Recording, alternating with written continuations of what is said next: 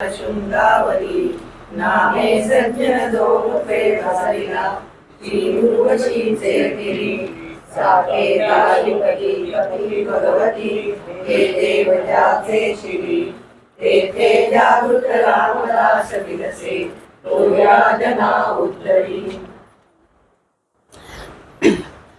आज आपल्याला दिवाळीच्या मुहूर्तावर 5व्या दशकाला सुरुवात करायची। हा जो 5वा दशक आहे त्याच्यामध्ये आपल्याला सद्गुरू शिष्य यांच्याविषयीची सगळी माहिती गोळा करायची। कसं असतं, भौतिक गोष्टी ज्या शिकायच्या असतात त्याला कोणीतरी शिकवणारा लागतंच, ते तर आपल्याला मान्य असतं। संगीतामध्ये जरा गोडी आहे पण कोणीतरी शिकवणारा लागतो, चित्रकलेची आवड आहे कोणीतरी शिकवणारा लागतो, कुठलीही भौतिक कला आपल्याला जर अवगत करून घ्यायची असली तर कोणीतरी आपल्याला शिकवणारा लागतो। म्हणून तर योगासनाचे वर्ग घेता तुम्ही। या क्षेत्रात तर असं आहे की गुरुशिवाय खरं चालतच नाही। त्यामुळे आपल्या पहिल्या समासाचं नावच मुळी गुरुनिश्चय आहे की गुरु असायलाच हवा। पण समर्थ सगळ्यांचा विचार करतात, त्यामुळे एखादा जर श्रोता किंवा एखादा वाचक असं म्हणाला की अरे बापरे माझं आयुष्य वायाच गेलं, मी सद्गुरू नाही केला, तर त्याची पण व्यवस्था त्यांनी या समासात लावली आहे की शेवटी सद्गुरू हा ईश्वराकडे नेण्यासाठी उपयोगी पडणार आहे। पण ज्याला डायरेक्टच ईश्वराकडे जाता येत आहे त्याला मध्य काय करायचं आहे, म्हणून त्यांनी ते पण सांगितलेलं आहे की सद्गुरू असावा कसा, तर देवाची ओळख करून देण्यासाठी तो असायला हवा। पण देवाची जो ओळख असेलच त्या भक्ताला तर सद्गुरू असायला हवा असं नाही, किंवा सद्गुरू देहामध्ये असायला हवा असं पण नाही, ग्रंथांमध्ये सद्गुरू मिळू शकतो। अशी पण सोय या दशकामध्ये समर्थांनी आपल्यासाठी लावून दिली। म्हणजे आपल्या मनामध्ये कुठल्याही प्रकारची शंका समर्थांनी शिल्लक ठेवली नाही आहे की लगेच आपल्याला वाटतं की बापरे 10 समास एवढे सद्गुरूंवर आणि मला काय सद्गुरू नाही मी केले, आता जाऊ का काय गोंधवलेला, आता जाऊ का काय गडावर, विचारू का काय कोणाला की सद्गुरू नाही म्हणजे आयुष्य गेलं, असं जर कोणाच्या मनात आलं तर तो एक योग असतो। आपण नाही ठरवायचं मी सद्गुरू कोणाला करावं काय करावं, मी केलं नाही तर काय, केलं तर काय, आणि मग निरनिराळ्या चर्चा असतात की मग ते आपल्याला जमलं पाहिजे। उपास जमतो, उपासना जमत नाही। आज जे गोंधवलेकर महाराजांचं प्रवचन आहे ना आजच्या तारखेचं, त्याच्यात हा विषय आहे। उपास करतो आपण, उपासना जमायला हवी। उपास जमणं सोपं असतं, हे नाही ते खा, काहीतरी पर्याय असतो, उपासनेला पर्याय नाही। तर महाराज म्हणतात थोडंसं पुढे जा, उपास नका करू, उपासना करा। आपण दोन्ही करत नाही, तो भाग वेगळा, पण या उपासनेने काय साधतं किंवा सद्गुरू कशाला हवा या संबंधीचे सगळे विषय आपल्याला या समासात शिकायचे आहेत। कारण हे जे आध्यात्मिक ज्ञान आहे ना हे सूक्ष्म आहे। शब्दाच्याकडे गेलं तर आपल्याला भीती वाटतेच, आपण बोलीभाषेमध्ये एकमेकांशी बोलताना म्हणतो ते अध्यात्म वगैरे काय आम्हाला कळत नाही। आपल्या मुलुंडला एक भाल महाबळ म्हणून लेखक होते, सकाळमध्ये त्यांचे लेख यायचे, फार सुंदर लेख यायचे। तर त्याला एका लेखामध्ये त्यांनी लिहिलं होतं की एक मित्र त्यांचा वयोवृद्धच होते, सकाळी फिरायला जाणारे सगळे वृद्धच, तर एक म्हणाला अरे काय झोप येत नाही रे रात्री, तर म्हणाले हो का, का बरं झोप येत नाही, तर म्हणाले असं कर मी तुला 2-3 पुस्तकं सांगतो, पुस्तक ते तुझ्या अध्यात्मातली पुस्तकं सांगू नको, त्यांनी डोळे मिटतात। अरे तुला झोपच यायला हवी,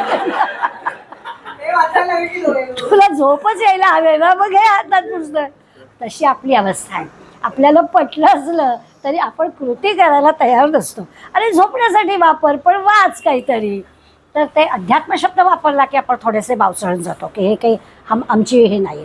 कारण हे अध्यात्मशास्त्र जे आहे ते सूक्ष्म आहे, हे असं पुस्तकी ज्ञानाने आपल्याला येईलच असं नाही। त्याच्यासाठी आपल्याला थोडीशी आपली जी विचारशक्ती आहे, विवेकशक्ती आहे, त्याचा आपल्याला उपयोग करावा लागतो। सगळ्या ज्या संकल्पना आहेत त्या संकल्पना समजून घ्याव्या लागतात की खरंच गुरु म्हणजे काय, सद्गुरू म्हणजे काय, नेमका त्याचा आपल्या जीवनामध्ये उपयोग काय, या सगळ्या गोष्टी आपल्याला समजून घ्याव्या लागतात। कसं असतं, व्यवहारामधली एखादी चूक असते ना ती दुरुस्त करता येते। समजा आत्ता म्हटलं तसं भौतिक क्षेत्रातली काही गोष्ट शिकायची असली त्याच्यात ती चूक झाली तर ती चूक दुरुस्त करता येते, किंवा एखाद्याला एखाद्या गोष्टीचं शिक्षण घ्यायला अधिक काळ लागेल तर त्याला तसा काळ द्यावा लागेल। म्हणजे खरं आहे की एखाद्याने संगीतामध्ये अशी काही त्याची प्रगती असते की त्या गुरूंनी त्याला एखादी चीज शिकवली की तो इतकी चटकन आत्मसात करतो, पण एखाद्याला तेच तेच तेच घोटून घोटून घ्यावं लागतं। त्यामुळे व्यवहारात असं आपल्याला लक्षात येईल इथे ते नाही हो। आपण मागच्या वेळेस बोललो होतो की तत्क्षणी, तो तत्क्षण कुठला ते प्रत्येकाचा वेगळा। नाहीतर त्या क्षणाला, ज्या क्षणाला त्या सद्गुरूचं तुमचं करंट लागला की प्रकाश पडलाच, पण ती वेळ ते आपल्याला माहिती नसतं.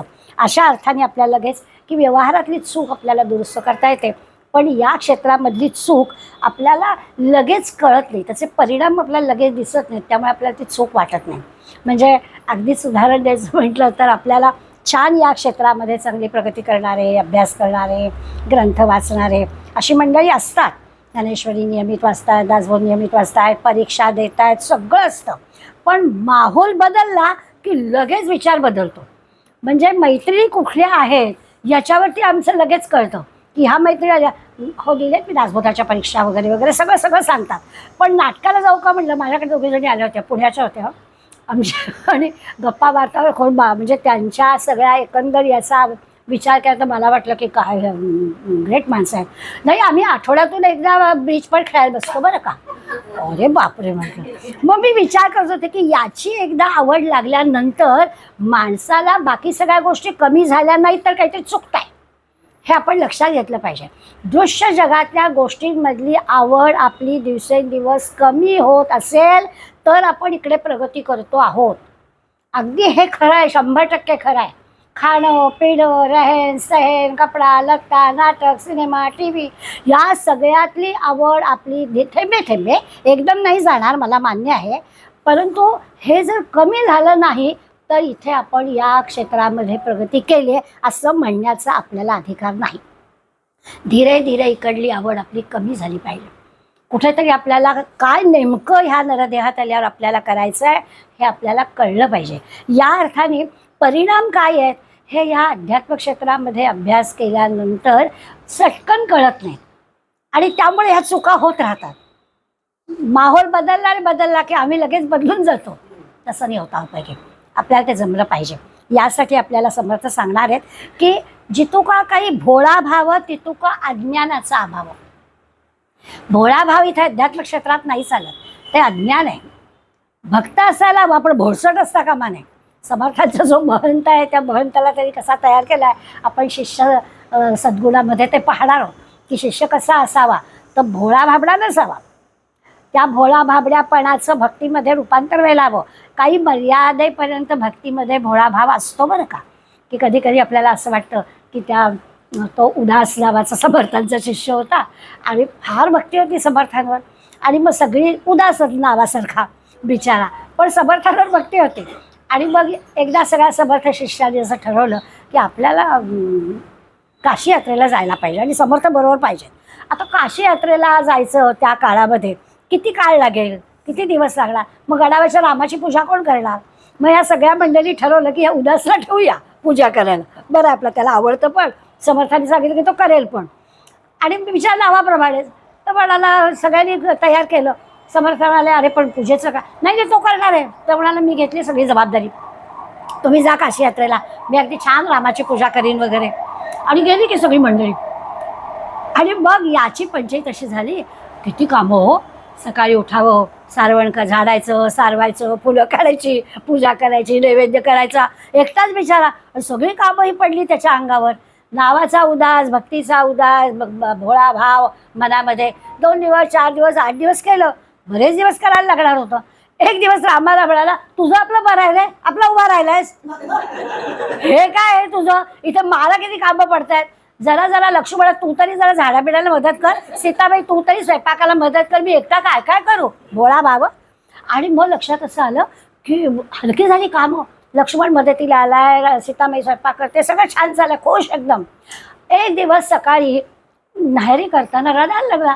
लक्ष्मण आता काय बाबा, आम्ही करतोय ना तुला सगळी मदत, आता तरी तुझं काय रडकत आहे, आता कशाला रडतोय. नाही रे, हे भाकरीचं खातोय ना, समर्थांना फार आवडतं, त्याला आता द्यायला पाहिजे देऊन. आता आली का पलचे, त्याला द्यायला पाहिजे.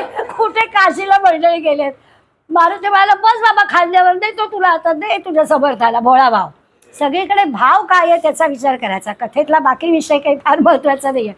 मारुती बाळाला फक्त एक काम कर, ते त्याला दे, कसं आलो कुठून आलो काही सांगू नको, बोलू नको. तिथे काय तुला द्यायचं आहे तर तो भाकरीचा काला दे, आपण लगेच परत येऊया, कारण पूजा आडेल ना इकडे, रोजची पूजा झालीच पाहिजे. हो हो म्हणाला चालेल. मारुतीच तो केलं उड्डाण. गेला समर्थांच्या समोर. मारुती एका झाडावर बसला आणि हा समर्थात पुढे गेला, म्हणाला माझ्या काही घशाखाली घास जाईना तुम्हाला दिल्याशिवाय. तुम्हाला एवढा भाकरीचा काला आवडतो, एवढा मी तुमच्यासाठी घेऊन आलोय. अरे पण तू आलास कसा? आता बोलायचं नव्हतं, अशी मान केली. समर्थ ओळख रे, काय ओळखायचं ते. आता हे जे आहे ना, हे गोष्टीपुरतं मर्यादित ठीक आहे, पण समर्थ अज्ञानाचा अभाव असं म्हणतात. भोळा भाव भक्तीमध्ये हवा, पण अज्ञान असू नये. हा भाव वाढवण्यासाठी उदासाची गोष्ट आपल्याला आवडते, की खरंच असं अंतःकरणामध्ये समर्थ म्हणजे विस्मरण नाही. आपल्याला काय हवं आहे की भक्ताच्या मनामध्ये अखंड त्या भगवंताचं सद्गुरूंचं सानिध्य असलंच पाहिजे, विस्मरणच होता कामा नये. एवढाच त्याच्यातला खरा भाव आहे. म्हणून ते शब्द काय तितुका अज्ञानाचा अभाव, अज्ञान असता कामा नये, भाव असायला हवा. पण अज्ञानी काय होतं, अज्ञाने देवाधिदेव पावीचे तर नाही. अज्ञान असेल तर भगवंत नाही, पण भाव असेल तर भगवंत भेटतो असा विचार आहे. आणि हा जो 5वा दशक आहे, या दशकामध्ये आपल्याला सद्गुरू अनुग्रह, विशेष करून अनुग्रह म्हणजे काय, अनुग्रह घेतला तर काय होतं, न घेतला तर काय होतं, किंवा मंत्र म्हणजे काय, किंवा आत्ता म्हटलं तसं कसा असावा सद्गुरू, कसा नसावा, शिष्य कसा असावा, शिष्य कसा नसावा, किंवा पुढे 4 समास आपल्याला अभ्यासायचे, बद्ध, मुमुक्षु, साधक आणि सिद्ध. या 4ांचं नेमकं काम काय आहे. आपण सगळे बद्ध स्वतःला समजतो, पण बद्धाचा मुमुक्षु कधी ना कधीतरी व्हायला पाहिजे. मग मुमुक्षु म्हणजे कोण, तर जो मोक्षाचा अधिकारी आहे तो. पण म्हणजे बद्धानंतर मुमुक्षुमध्ये म्हणजे एकच पायरीवरती गेलो आहे, नुसतं असं वाटलं आहे की मोक्षाचा अधिकारी असलो पाहिजे, म्हणजे त्याच्यासाठी करायचं जे काम आहे ते साधकाने करायचं आहे. म्हणून 3री पायरी साधकाची, आणि असं करता करता सिद्ध पण आपल्याला येईल. अशा 4 समासांचा पण आपल्याला याच दशकामध्ये अभ्यास करायचा आहे. दुसरं असं आपल्याला पाहायचं आहे की शब्दज्ञान आणि प्रत्यक्ष ज्ञान याच्यामधला फरक आपल्याला या समासामध्ये, या दशकामध्ये समजून घ्यायचा आहे. याचा अर्थ काय, तर अनेक ग्रंथांचा अभ्यास केला आहे, शब्दज्ञान पुष्कळ आहे, अनंत ग्रंथ अभ्यास आहे, पण त्याचा प्रत्यक्ष अनुभूती काही नाही, तर त्याचा उपयोग होत नाही. जसं आपण दास्यभक्तीमध्ये पाहिलं होतं की कदाचित ग्रंथांचा अभ्यास झाला नसेल, पण मला जे जे लागतं ते त्या भगवंताला पण लागतं असा भाव अंतःकरणात ठेवून प्रत्येक गोष्ट करणं, याच्यासाठी जी मनाची तयारी लागते ती प्रत्यक्ष ज्ञानाकडे नेणारी असते. त्यामुळे नुसतं शब्दज्ञान अफाट आहे, प्रत्यक्ष ज्ञान मात्र काही नाही, अनुभूती काही नाही, तर तसं नाही चालणार. म्हणून त्या अनुभूतीचं महत्त्व काय ते पण आपल्याला यामध्ये शिकायचं आहे. आणि निरनिराळ्या प्रश्नांचा विचार याच्यामध्ये, एक अगदी आजच्या समासामध्ये आपण जरा दासबोधाचा अभ्यास करतोय म्हटल्यावर जे विरोधक असतात, म्हणजे येऊ नये अशी वेळ आपल्यावर, पण योगायोगाने समजा असा कोणी आपल्याला भेटलाच तर तो आपल्याला म्हणतो की हो तुमच्या समर्थांनी सुद्धा ब्राह्मणांची बाजू घेतली आहे, तुम्ही ठीक अगदी जातीभेद मानू नका वगैरे वगैरे म्हणताय, पण समर्थ सांगतातच आहे की आजच्या समासात पहिला 10-12 ओव्या ब्राह्मणांचं मोठेपण सांगणाऱ्या दिसते. परंतु इथे लक्षात घ्यायचं की समर्थांचा ब्राह्मण शब्द हा जो आहे हा जातीवाचक शब्द नाही आहे. ब्रह्म जो जाणणारा आहे त्याला ब्राह्मण म्हटलं आहे, पौरोहित्य करणारा ब्राह्मण अशी समर्थांची भूमिका नाही आहे. निरनिराळ्या ग्रंथांचा अभ्यास केला आहे, ब्रह्म म्हणजे काय जाणला आहे त्याला ब्राह्मण म्हटलं आहे. पण समाज आपला कसा आहे, अगदी ब्राह्मण नसणाऱ्या समाजामध्ये सुद्धा विवाह लावायला ब्राह्मण जातीतला पुरोहित लागतो. आता याला काय करावं. समर्थांनी, विवेकानंदांनी, अनेक मंडळींनी प्रयत्न केले की ब्राह्मणेतर समाजाला हे सगळं शिकवायचं. काही ब्राह्मणांची गरज नाही. म्हणजे आज जे आपण आत्ता म्हणतोय ना की स्त्रियांनी पौरोहित्य का करायचं नाही, अनेक जण विरोधात आहेत, स्त्रियांनी पौरोहित्य करू नये, स्त्रियांचा तो अधिकार नाही. मग त्याच्यासाठी निरनिराळे स्त्री पुरुषमधले शारीरिक जे फरक आहेत त्या सगळ्या गोष्टींचा उल्लेख केला जातो, आणि नाहीच त्यांना हा अधिकारच नाही अशापर्यंत लोकांची मजल जाते. पण त्याची दुसरी बाजू पण आहे की समाजाची जर गरज आहे आणि पुरेसा तो पौरोहित्य करणारा वर्ग नाही आहे तर आपण केलं पाहिजे असं सांगणारा पण वर्ग आहे. त्यामुळे त्या चर्चेत न पडता समर्थांचं म्हणणं आहे की तुम्ही ब्रह्म जाणलाय का, मग स्त्री पुरुषाभेद नाहीच आहे. आमच्या गार्गी मैत्रिणीपासून सगळ्याजणी ब्रह्मवेत्या होत्या, मग त्या जर ब्रह्मवेत्या होत्या, त्यांनी जर अनेक ग्रंथांचा अभ्यास केला होता, तर आज एवढी हजारो वर्षावरती गेल्यानंतर आम्ही कशाला त्याच्यापासून वंचित राहायचं. त्यामुळे स्त्रियांना अधिकार नाही वगैरे असं काही समर्थांनी लिहिलेलं नाही आहे. पण समर्थांचा ब्राह्मण समाज किंवा ब्राह्मण यांच्याकडे बघण्याचा दृष्टिकोन, मी मुद्दामून एक 2-3 वर्षापूर्वी समर्थांचे अन्य जातीतले शिष्य याच्या म्हणजे अपरिचित समर्थ असं एक मुद्दामच विषय ठेवला होता माझ्या व्याख्यानाचा. हेतू असाच की उगाच समर्थांवर जो आरोप होतो आहे की समर्थ स्वतः ब्राह्मण, आपण आता खरं म्हणजे हे टाळायचं. पण वारकरी संप्रदायातले कीर्तनकार कीर्तनामध्ये समर्थांचा कुठलाही श्लोक, दासबोधातली कुठलीही ओवी घेत नसत आत्तापर्यंत. आणि हा संप्रदायामधलं उगाच फाटाफूट करणं की वारकरी संप्रदाय वेगळा, समर्थ संप्रदाय वेगळा. कारण वारकरी संप्रदायामध्ये सगळे 18 पगड जागतिकले संत आणि हे समर्थ ब्राह्मण, त्यामुळे समर्थांना असं बाजूला टाकलं गेलं होतं. अशा पद्धतीचं हे झालेलं आहे. पण आता अलीकडे बदल झाला. आता सगळे वारकऱ्यांना पण समजून चुकलं की सगळे संत सांगतात तर एकच आहे, साधू दिसती वेगळं आले परी ते स्वरूपी मिळाले, असं समर्थ सांगतात. त्यामुळे सगळ्यांचं सांगणं एकच आहे. ही गोष्ट आता लोकांना पटली आहे, नाही यशातला भाग नाही. पण असे निरनिराळे प्रश्न जे श्रोत्यांकडून येणारे असतात त्याची पण उकल या दशकामध्ये आपल्याला करायला मिळेल. कधी कधी कसं होतं, म्हणजे एखादा समजा आपण चुकीच्या डॉक्टरकडे गेलो तर आपला वेळ आणि पैसा वाया जातो आणि दुखणं बळावतंच. नीटपणे आपल्याला जर माहिती मिळाली नसली आणि आपण पाठी बघून डॉक्टरकडे गेलो तर आपला गोंधळ होऊ शकतो. तसं म्हणे इथे होतं की या परमार्थाच्या क्षेत्रामध्ये उगाचच भटकंती होते आपली, की नेमकं काय करायला हवं हे आपल्याला जर कळलं नाही तर असं होतं. तर त्याचा एक सोपा उपाय समर्थांनी सांगितला आहे की सत्संग करावा. आपण बरोबर करतोय की आपण चांगल्या मंडळींच्या सहवासात राहावं. एवढी एक गोष्ट केली की आपल्याला मार्ग मिळत जातो. तोही विचार समर्थांनी या दशकामध्ये केला आहे की फार हल्ली बुवाबाजी पसरलेली आहे. त्यामुळे नेमकं काय करावं, नेमकं कुठे जावं हे कळत नाही आपल्याला. मग त्याचा मार्ग एकच की सत्संगामध्ये जावं, की आपोआप आपल्याला आपल्या मनातल्या सगळ्या शंका कुशंका ज्या असतील त्या मिटतात. खरं म्हणजे असं आहे की भगवंतच आपल्याला सांगतोय की मी हजारामध्ये एखाद्यालाच मिळतो. असा काय कोणीही म्हटलं तर की मी इतका सोप्पा नाही आहे लगेच तुम्हाला मिळायला. हजारात एखाद्याला मी मिळतो, नाही असं नाही. परंतु त्यासाठी जी साधनेची घडी बसवून घ्यावी लागते, उपासनेची घडी बसवून घ्यावी लागते, ते करायला हवे. कष्टविना फळं नाही, केल्याविणं होत नाही साध्यजनी. असं नाही चालणार आपलं आपोआप सगळं मिळतं आहे असं नाही. किंवा थोडंसं काहीतरी केलं आणि मग झालंच मला लगेच साधनेमध्ये जोड दिसायला लागली, आवडी सुगंध यायला लागले, असं नाही होतो. खूप त्याच्यासाठी कष्ट घ्यावे लागतात, त्याच्यासाठी खूप साधना करावी लागते. पुन्हा ती साधना मध्येच खंडित झाली तर पुन्हा सगळा जिना खाली गेलेलो असतो. आपण पुन्हा पासून सुरुवात करायला लागते. हे सगळं आपल्याला माहिती आहे आणि हे सगळ्या क्षेत्रात आहे. जसं आध्यात्मिक क्षेत्रात आपण म्हणतोय सगळीकडे आहे. आता तुम्ही योग शिक्षक आहात सगळे, तुम्हाला माहिती आहे की मध्ये काही वर्ष अशी गेली की आपण की पुन्हा अपासून सुरुवात. मग काय आपल्याला लगेच मी केला आहे वर्ग, अरे तू ठीक केला असशील जुना, पण आत्ता काय. तसंच इथे पण आहे की साधना ही नियमित व्हायला लागते. म्हणून समर्थ आपल्याला सांगतायत की देव असा नाही आहे की भोळ्या भक्ताला तो अगदी प्रसन्न होतो म्हणून आपण उदासाचा प्रसंग घेतलाच की त्याला लगेच भगवंत प्रसन्न झाला, हनुमंतांनी नेलं सुद्धा सद्गुरूंकडे त्याला, असं घडेल. पण याच्यासाठी लागणारा जो भाव आहे तो मनात येण्यासाठी उपासनेची गरज आहेच. इतका भोळा भाव अंतःकरणात असायला अनेक जन्मांची उपासना त्या उदासाची होती, म्हणून त्याला हे सगळं सहजपणे प्राप्त झालं. आपण त्यासाठी हे सगळं आपल्याला कळायला हवं म्हणून आदिभक्तीचा दशक घेतला. मी जेव्हा अगदी सुरुवातीला दासबोध वाचला प्रांजळपणे कबूल करते की मी म्हटलं काय भरमसाठ लिहून ठेवलं आहे, एवढं काय करायचं आहे, थोडक्यात द्यावं ना काय असेल ते. पण पुन्हा तेच विषय आहेत की हो.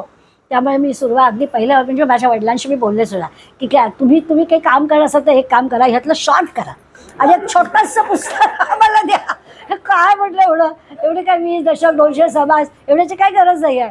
तर ते नुसतं त्यांची स्टाईल होती, ते फक्त स्माईल द्यायचे, बोलायचे नाही काय, तर नुसतं हसले.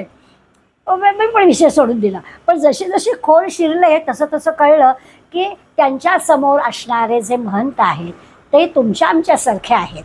काहीतरी करायची इच्छा आहे एवढंच फक्त मनामध्ये, तर त्यांना एक विषय सगळा उलगडून सांगायला हे असं सावकाश सोप्या पद्धतीनंच जायला पाहिजे. आणि मग आपल्या लक्षात येईल बघा, अगदी सुरुवातीला सगळ्याचं स्तवनच केलं, सगळ्यांना खुश केलं, सगळ्यांची स्तुती केली. म्हणजे या कामाला तुम्ही एकत्र यावं म्हणून कौतुक करणं. श्रोत्यांचं केलं, संतांचं केलं, कवींचं केलं, बाकी तर ठीकच आहे, गणेश शारदा सद्गुरू झालेत. पण याही सगळ्यांचं केलं नव्हे, आपल्या देहाचं पण केलं, नरदेहाचं पण कौतुक केलं की अरे नरदेह भेटलाय ना म्हणून तुम्ही हे करू शकताय.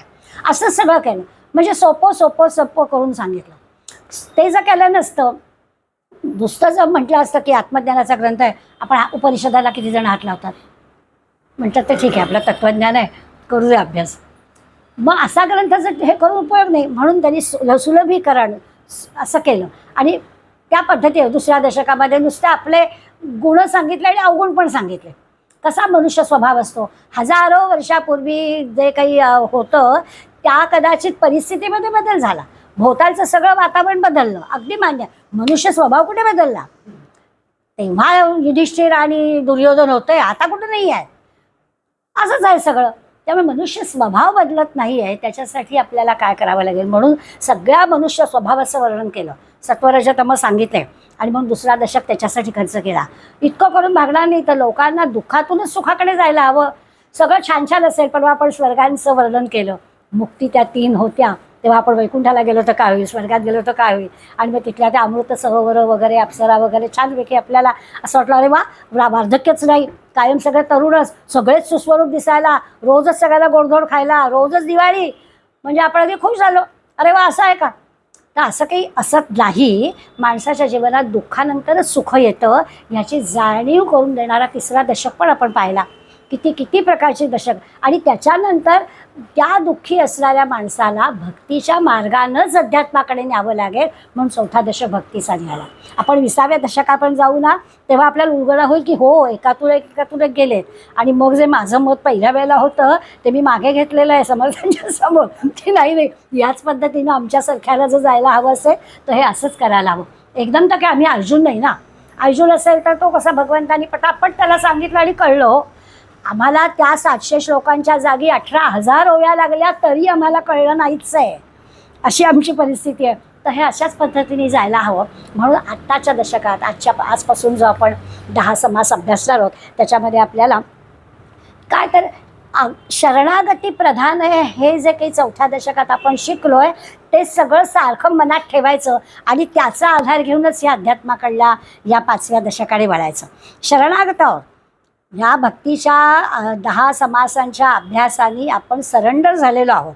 आता जे काही भगवंत सांगतोय किंवा समर्थ सांगतायत ते आपल्याला ऐकायचं आहे, कारण याच्यामुळे त्यांनी सुरुवातीला गुरुची आवश्यकता प्रतिपादन केली की सद्गुरू हवाच, त्याच्याशिवाय जाताच येणार नाही पुढे, असं त्यांनी म्हटलेलं आहे.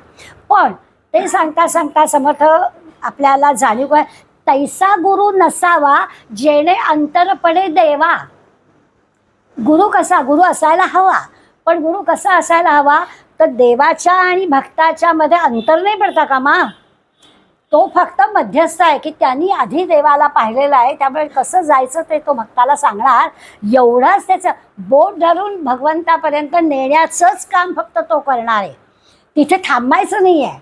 आपलं काय होतं आहे, सद्गुरूच्या ठिकाणी आपण थांबून जातो, आपल्याला जायचं आहे भगवंतापर्यंत. म्हणून समर्थ सुरुवातीलाच आपल्याला सांगणार आहेत, तैसा गुरु नसावा जो अंतर पडेल देवा. जायचं आहे कुठे, गंतव्य स्थान आपलं कुठे आहे, तो मार्ग दाखवणारा सद्गुरू आहे. आम्ही सद्गुरूच्या इथे थांबतो तसं नाही. सद्गुरू फक्त देवाकडे आपल्याला घेऊन जाण्यासाठी, देव ओळखण्यासाठी, आपल्याला त्याची मदत होणं यासाठी सद्गुरू आहे. म्हणजे भक्ताचा आणि भगवंताचा जो एक असा भावमय नातेसंबंध आहे ना, तो नातेसंबंध निर्माण करण्याचं काम मधले सद्गुरू करतात. अशा अर्थाने सद्गुरूंकडे पाहायचं आहे. संत पण हेच काम करतात. सद्गुरू जसं का हे करतात, संतांचा पण आपण मदत का घेतो तर आपल्याला देव ओळखण्यासाठी आपल्याला एक ग्रंथ लागतात संतांचे. त्या संत आणि सद्गुरूंचं काम काय तर आपल्यामधलं आणि देवामधलं अंतर कमी करून टाकायचं. भक्त आणि भगवंत जे भक्तीच्या दशकामध्ये आपण पाहिलं की त्यांचं ऐक्य व्हायला पाहिजे. ते ऐक्य होण्यासाठी कुठल्या मार्गाने तू जा, ह्या मार्गाने जा, ते सांगणारा सद्गुरू असायला हवा. सद्गुरूच्या ठिकाणी थांबायचं नाही, आपल्याला देवाकडे जायचं आहे आणि ते काम सद्गुरूंनी करायचं आहे. मग आपल्याला असं लक्षात येईल की म्हणून मग अशी मी म्हटलं ना की देहामधलाच सद्गुरू असायला पाहिजे असं नाही. समर्थाला कुठे देहामध्ये अशा राम होते, मीरेला कुठे होता तो कृष्ण होता तिचा सद्गुरू, तिथे घेऊन जाणारा फक्त पाहिजे. आता काय तुकाराम महाराजांचा निळोबाच्या अभंगामध्ये अनेक ठिकाणी तुकारामाचा संबंध येतो म्हणून आपल्याला कळतं, किंवा श्रीधर स्वामी समर्थांना सद्गुरू मानत. तर हे सगळे देहात नसतानाचे त्यांचे सद्गुरू होते. ते प्रत्येकाला काही देहात असताना मिळत आहे अशातला काही भाग नाही. अनेक संतांच्या बाबतीमध्ये त्यांचे ग्रंथ, या ग्रंथांच्या आधारे, त्यांच्या चरित्राच्या आधारे ही मंडळी देवापर्यंत पोचलेली आपल्याला दिसतात, संतस्थानी पोचलेली दिसतात. आणि म्हणून बघा आपल्या लक्षात येतं की विठ्ठलाचं स्थान जे आहे ते तुकाराम महाराजांच्या जीवनात महत्त्वाचं आहे. सगळे जे अभंग तुकारामांचे आपण पाहतो त्याच्यात विठ्ठलाचा संदर्भ जास्त आहे. पण विचार केला तर तुकारामांचे गुरु होते बाबाजी चैतन्य, पण बाबाजी चैतन्यांचा उल्लेख करून नाही अभंग लिहिले. सगळे पांडुरंगाचा, विठ्ठलाचा उल्लेख करून अभंग लिहिले किंवा विठ्ठल विठ्ठल विठ्ठल हेच त्यांचं होतं. त्यामुळे सद्गुरू हा देवाकडे जाण्यासाठी मदत आहे. खरं आहे, सद्गुरू शिवाय गती नाही, ही गोष्ट बरोबर आहे. पण त्यासाठी माझ्या विठोबाचा कैसा प्रेमभाव असं तुकाराम महाराज म्हणतात. पांडुरंगाचं वर्णन करतो, ह्याचं बाबाजी चैतन्यांचं वर्णन करत नाही.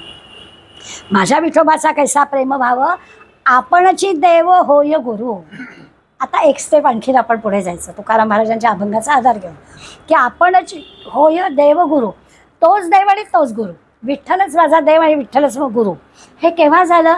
जेव्हा बाबाजी चैतन्यांच्या मदतीनं देव ओळखला तेव्हा आता लक्षात आलं की विठ्ठलच माझा देव आणि विठ्ठलच गुरु. म्हणजे बाबाजी चैतन्याला कमी नाही लेखलं, पण त्यांच्यामुळे मला विठ्ठल भेटला. अशा पद्धतीने देव आणि गुरु एकच हे सांगण्यासाठी कोणीतरी मार्गस्थ हवा हो. आपण आपल्या घरातल्या मुलांना जसं लहानपणी सगळं शिकवतो तसं सद्गुरू आपल्याला शिकवतो अध्यात्मिक क्षेत्रामध्ये, आणि त्याचा आधार घेऊन आपल्याला पुढे जायचं असतं. हा भक्तिमार्गामध्ये सगळ्यात स्थान असं आहे की भक्तिमार्गामध्ये भाव हाच गुरु आहे हो. अंतःकरणात भावच हवा, तो भाव असेल तर आपोआपच होतं. ही अशा भावुक भक्ताची काळजी भगवंत घेतो. म्हणून अंतःकरणामध्ये भाव ज्याच्या आहे कितीतरी वेळा आपल्याला असा अनुभव येतो. आपल्याला तो भाव आहे की नाही ओळखायचं कसं? गोंधळाला जायचं, सकाळच्या काकड जायचं, नुसती काकड आरती ऐकायची आणि बघायचं. डोळ्यातलं पाणी आलंच पाहिजे म्हणजे आपला भाव आहे. हा आपला भाव आहे की नाही बघण्याचं आहे. स्वतःला कळतं की आपोआप आपल्याला असं वाटतं की अरे हे काहीतरी वेगळंच आहे. इथे आपल्याला कळतं की ते भावुकपण आहे, ते भावुकपण भक्ताच्या अंतःकरणातलं तोच सद्गुरू आहे, वेगळा सद्गुरू काही नाहीच आहे. काय असतं, भक्तिमार्गाचे 9 समास आपण शिकलो, ज्ञानमार्गाकडे आपल्याला जायचं आहे. पण डायरेक्ट ज्ञानमार्गाकडे गेलं ना तर ज्ञानमार्गामध्ये नुसते पोपटच म्हणूया, बडबडे पोपट तयार केले जातात. खूप ज्ञान असतं त्यांच्याजवळ. आपण महाविद्यालयात शिकत असताना आपल्या मित्रपरिवारामध्ये गप्पा मारायचो, अमके प्राध्यापक ना प्रचंड हुशार, शिकवता येत नाही असं आपण एखाद्या प्राध्यापकाबद्दल बोलायचं. आणि एखादा कदाचित नसतील फर्स्ट क्लासनी झालेले, पण वक्तृत्व असं किंवा विषय समजावून देण्याची कला अशी की त्यांच्या तासाला मात्र आपण अगदी आवर्जून जाऊन बसायचो, असा अनुभव आपल्याला येतो. तसं इथे होतं. भक्तीच्या माध्यमातून त्या अंतःकरणातून सद्गुरूच्या सान्निध्याने भगवंतापर्यंत पोचणारा जो भक्त आहे तो वेगळा असतो, आणि ज्ञानमार्गाने डायरेक्ट गेलेला जो आहे तो पोपट होतो. ग्रंथ सगळे असतात तयार, पण त्याची अनुभूती नसते. त्यामुळे समर्थ ज्ञानमार्गापेक्षा भक्तीच्या मार्गाने ज्ञान मिळवण्याला जास्त महत्त्व देतात. अंतःकरणात भाव पाहिजे आणि भाव तेथे देव, अशा पद्धतीने गेलं पाहिजे. तेही आपल्याला या दशकात शिकायचं. पुढे आणखीन एक गोष्ट आपल्याला शिकायची आहे की साधना जी आपण म्हणतो ती ह्या गुरुच्या मार्गदर्शनाने करावी. काय करावं तर सद्गुरू आपल्याला जप देतो, मंत्र देतो, काही ते साधना करायला सांगतो. ओंकाराची साधना असते, रामनामाचं जप असतं, जे काही आपल्याला सद्गुरून दिलेलं असतं त्या साधनेने चटकन प्रगती होते. आपण नुसतंच आपल्या मनाला वाटतंय ते करत गेलो ना तर आपलं भटकंती जास्त होते. म्हणून मग आपल्याला त्या सद्गुरूचा उपयोग होतो की त्यांनी सांगितलेलं म्हणजे भराभरा प्रगती होते, रस्ता मिळतो आपल्याला. नाही तर इथून जाऊन बघू आणि मग हा रस्ता पण चांगला नाही आहे, आपला वेळ वाया गेला, इथे वेळ वाया गेला असं होतं. म्हणून त्याचा आपल्याला उपयोग होतो. जो संन्यासी आहे किंवा वानप्रस्थी ज्याला म्हणतो तो वानप्रस्थी आहे ते ज्ञानमार्गाचे अधिकारी होऊ शकतात. कारण अनुभव असतो ना, गाठी बराच इतकी वर्ष गेलेली असतात, त्या अनुभवाच्या सहाय्यानं त्यांना ज्ञानमार्गाचा अधिकारी होता येतं. पण ज्याला थोडं लवकर पोचायचं आहे त्याला भक्तीच्या मार्गाने जायला पाहिजे असं समर्थ आपल्याला सांगतात. रामकृष्ण परमहंस म्हणायचे की वेदांती म्हणतो आणि संसार करतो, याला काय उपयोग नाही याचा. संसार पण करायचा आणि वेदांती पण म्हणून घ्यायचं, दोन्ही कसं जमळे. तुझा वेदांत बाजूला ठेव. आता हे रामकृष्णांच्या मुखातून ऐकताना आपल्याला बरोबर वाटतं, कारण 4 इयत्ता शिकलेला सुद्धा रामकृष्ण नाही आहेत.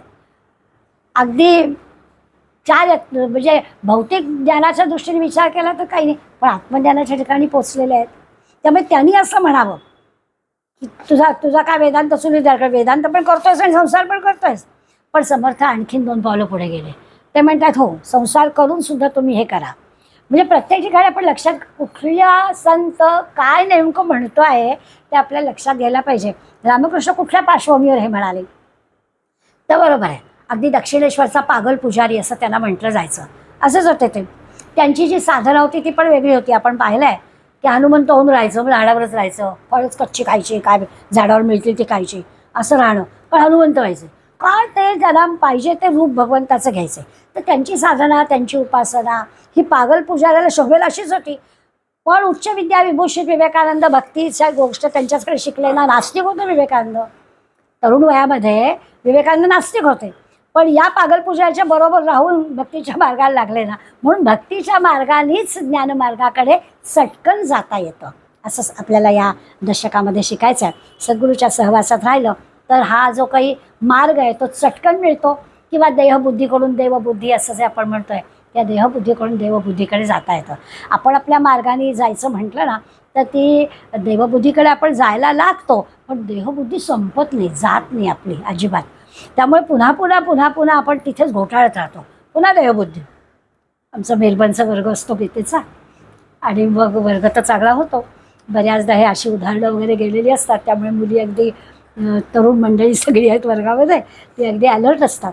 आणि मग एक दिवस असं झालं, वर्ग सगळा संपला आणि मग एक जण मला म्हणाली, मावशी झाला ना वर्ग आपला? म्हटलं हो झाला, आता प्रार्थना झाली. नाही तुमची साडी किती छान आहे हो. म्हणजे देवबुद्धी किती जरी आपण म्हटली तरी देहबुद्धी आमची विसरलीच जात नाही, पुन्हा आम्ही मागे येतो. तर हे असं घडणारच नाही, यशातला भाग नाही.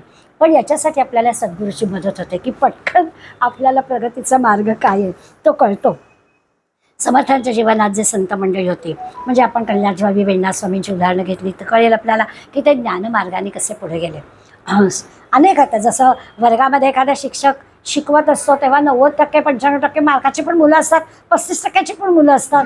समर्थांच्या शाळेमध्ये पण अशी होती, सगळेच काही कल्याण आणि वेण्णास्वामी नव्हते काही, बाकी पण सगळे होते. मग या सगळ्यांना भक्तीच्या आधारे ज्ञानमार्गाकडे जायचं होतं, त्यांना सगळ्यांना त्यांनी घेऊन गेलं. त्यामुळे ही जी मंडळी आहेत ना, अशी गुरु शिष्यांच्या जोड्या आहेत ना, रामकृष्ण परमहंस विवेकानंद किंवा समर्थ आत्ता म्हटलं तसं कल्याण वेण्णा, तसं ह्या सगळ्या जोड्यांचा विचार केला तर हे परमोच्च उदाहरण आहे. हे सगळे की ही काय आपल्याला सर्वांच्या बाबतीमध्ये असं दिसेल अशातला भाग नाही आहे, पण शिष्यानं या सद्गुरूच्या सांगण्याप्रमाणे जर वागलं तर काय होतं, याच्यासाठी आपल्याला गुरु शिष्यांची उदाहरणं पुष्कळ आहेत. एकमेव उदाहरण आहे, म्हणजे असं असायला हवं, सद्गुरूची सुद्धा परीक्षा करून सद्गुरू कोणते ठरवायला हवं. विवेकानंदांनी केलं की ते म्हणतात ढीग, नाहीतर रामकृष्ण म्हणाले किती दिवस मी तुला शोधत होतो, किती वेळ लावलास यायला. आता ओळखच नाही, पहिल्या भेटीत कुणी असं म्हणेल का किती वेळ लावलास यायला.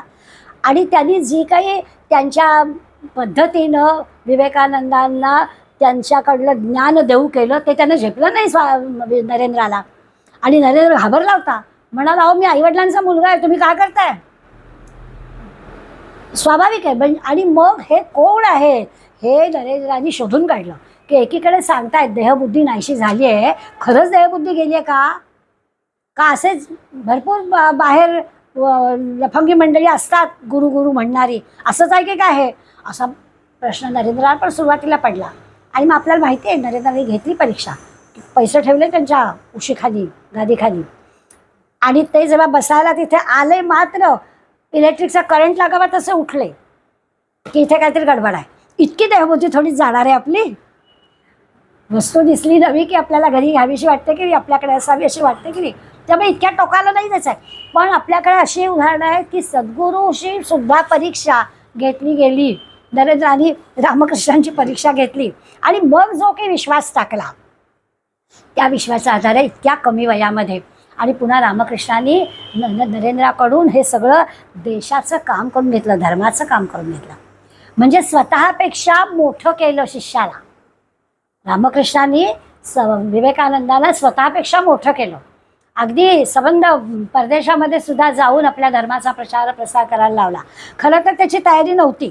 कालीमातेचं प्रत्यक्ष दर्शन नरेंद्राला होत होतं रामकृष्णांच्यामुळे. आता आणखीन मिळवायचं काय बाकी होतं? ते नरेंद्र तयारच नव्हता कुठल्या गोष्टीला. तेव्हा तू नाही, तुझी हाडं हे काम करतील. तुझी कालीमातेच्या दर्शनाची किल्लीच मी काढून घेतो. आणि रामकृष्णांनी त्यांना ह्याला कार्यप्रवृत्त केलं आहे. आणि म्हणून पुढलं हे जे सगळं इतक्या कमी वयामध्ये नरेंद्रांनी केलेलं आपल्याला दिसतं, ही सद्गुरूंची कृपा आहे. त्यामुळे सद्गुरूची आवश्यकता आपल्याला या मंडळींच्याकडून कळतेच. सामान्य कोणाला हे जमणारी नव्हती. इतक्या कमी वयामध्ये कमी वेळामध्ये हे सगळं करता येणार नव्हतं. पण सद्गुरूंच्या कृपेमुळे हे झालं. रामकृष्ण अखंड त्यांच्याबरोबर होते. कुठेही नरेंद्र गेला तरी रामकृष्ण अखंड त्यांच्याबरोबर होते. हा नुसता विश्वास नव्हता नरेंद्राचा, प्रत्यक्ष अनुभूती त्यांना या गोष्टीची आली. नुसती बुद्धिमत्ता उपयोगाला नव्हती, सद्गुरूंचा पाठिंबा पण महत्त्वाचा होता असं आपल्या लक्षात येईल. नाही तर पहा ना, जवळ काहीच नाही, पैसा जवळ नाही, त्या ठिकाणच्या वातावरणाला अनुकूल असलेल्या पण गोष्टी नाही, वस्त्र पण पुरेशी नाहीत, राहण्याची जागा नक्की नाही, ज्या ठिकाणी जातोय तिथलं आपल्याजवळ आमंत्रण पत्र पण नाही, काहीच नव्हत्या गोष्टी. आणि त्या सगळ्या कशा का झाल्या असा विचार केला की हा सद्गुरूचा सगळा प्रभाव आहे असं आपल्या लक्षात येईल.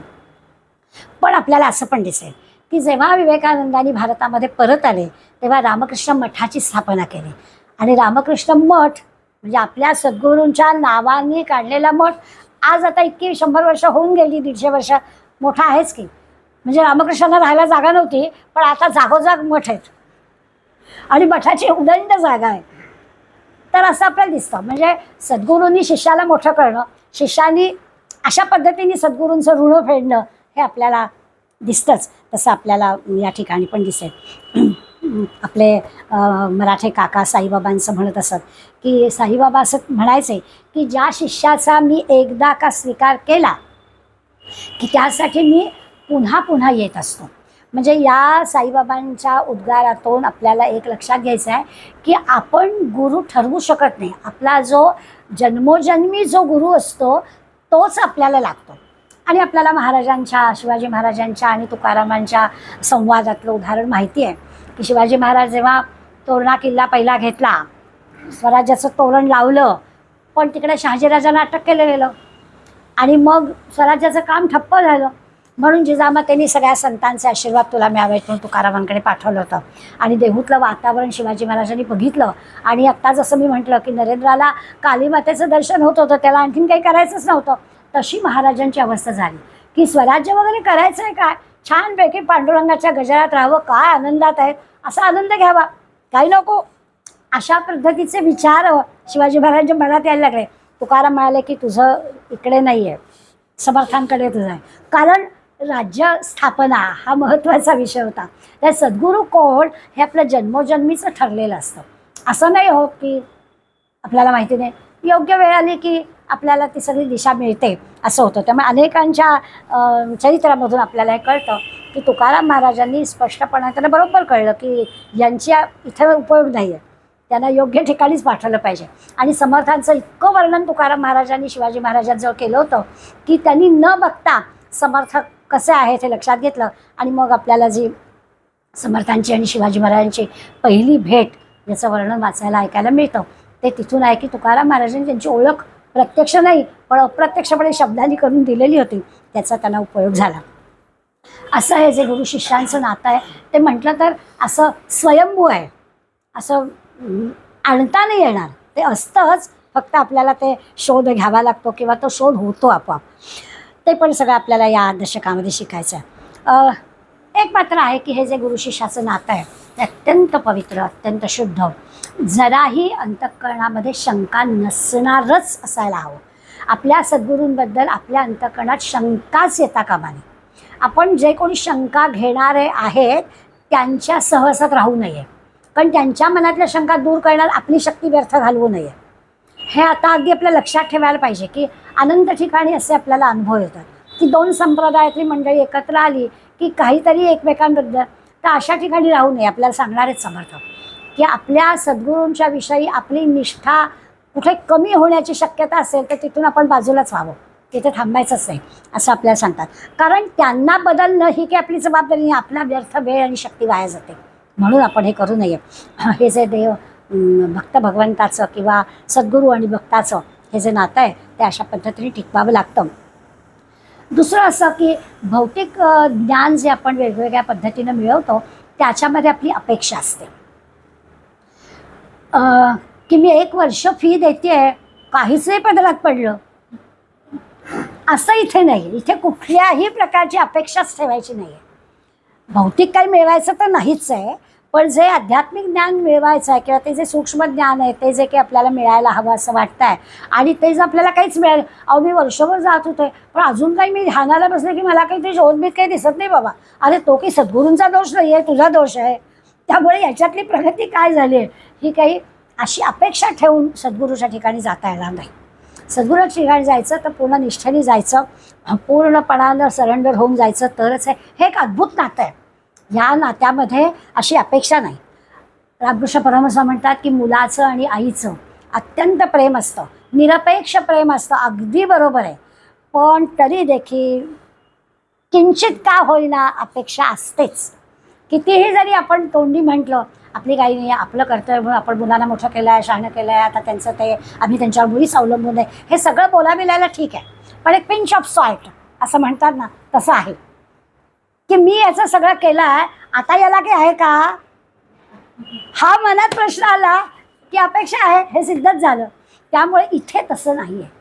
कितीही आईचं आणि मुलाच्या प्रेमाचं आपण वर्णन केलं तर तिथे सुद्धा थोडीशी तरी अपेक्षा आहे.